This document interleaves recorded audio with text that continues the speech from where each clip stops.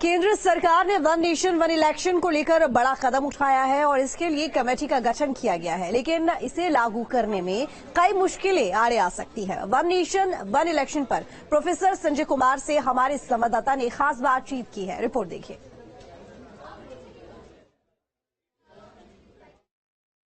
One nation one election को लेकर केंद्र सरकार अब आगे बढ़ते हुए नजर आ रही है, क्योंकि पूर्व राष्ट्रपति रामनाथ कोविंद को इसकी कमेटी का अध्यक्ष बना दिया गया है। इस पर ज्यादा बातचीत करने के लिए हमारे साथ मौजूद हैं प्रोफेसर संजय कुमार। सर, किस तरीके से आप देखते हैं, खासकर अगर इसके संवैधानिक और कानूनी अधिकार को देखा जाए सरकार की? बहुत मुश्किल है इस वक्त कह पाना, क्योंकि जो कानून को समझते हैं अच्छे से, अगर आप जो कॉन्स्टिट्यूशनल लॉ में एक्सपर्टीज है, उनमें भी इसको लेके मतभेद है। और मतभेद किस बारे में है कि क्या पार्लियामेंट सक्षम है ऐसा कोई कानून बनाने के लिए जिससे कि वन नेशन वन इलेक्शन मतलब देश के सारे चुनाव, चाहे वो विधानसभा के हों, लोकसभा के हों, एक साथ कराए जाएं।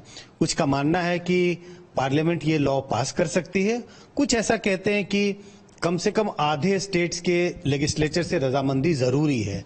तो अभी तो इस बात की पे ही चर्चा चल रही है कि कानून किस तरह से पास किया जा सकता है। क्या सिर्फ पार्लियामेंट पास कर सकती है या स्टेट के रेटिफिकेशन की जरूरत है?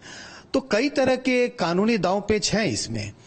अगर मान लीजिए पार्लियामेंट सक्षम है, लॉ पास कर देती है, तो फिर उन राज्यों का क्या होगा जिन राज्यों में सरकारें अभी 2 महीने, 8 महीने, साल, 2 साल, 3 साल भी पूरा नहीं की है?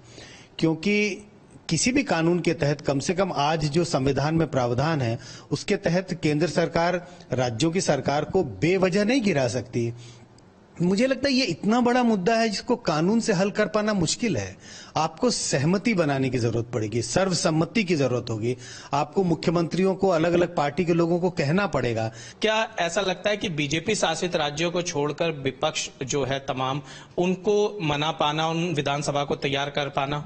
बिल्कुल नहीं, मुझे नहीं लगता है कि इसकी कोई संभावना नहीं है। बीजेपी शासित राज्य हैं, उन राज्यों को तो आप मना लेंगे क्योंकि वो तो आपकी ही सरकार है। लेकिन जिन राज्यों में बीजेपी के अलावा किसी भी दूसरी पार्टी की सरकार है, चाहे वो कांग्रेस की सरकार हो, चाहे अन्य रीजनल पार्टियों की सरकार हो, किसी भी राज्य के मुख्यमंत्री को या किसी भी राज्य के में जिस पार्टी की सरकार है उसके मुखिया को इस बात के लिए मना पाना कि सरकार असमय गिरा दी जाए और आप इस बात की सहमति दें कि आपके राज्य में भी लोकसभा के चुनाव के साथ चुनाव कराए जाएं, एक भी राज्य में ऐसी संभावना मुझे दिखाई नहीं पड़ती। सर, हमसे बातचीत करने के लिए तो ये थे हमारे साथ professor Sanjay Kumar ji. Video journalist Rakesh Rawat के साथ निशांत राय।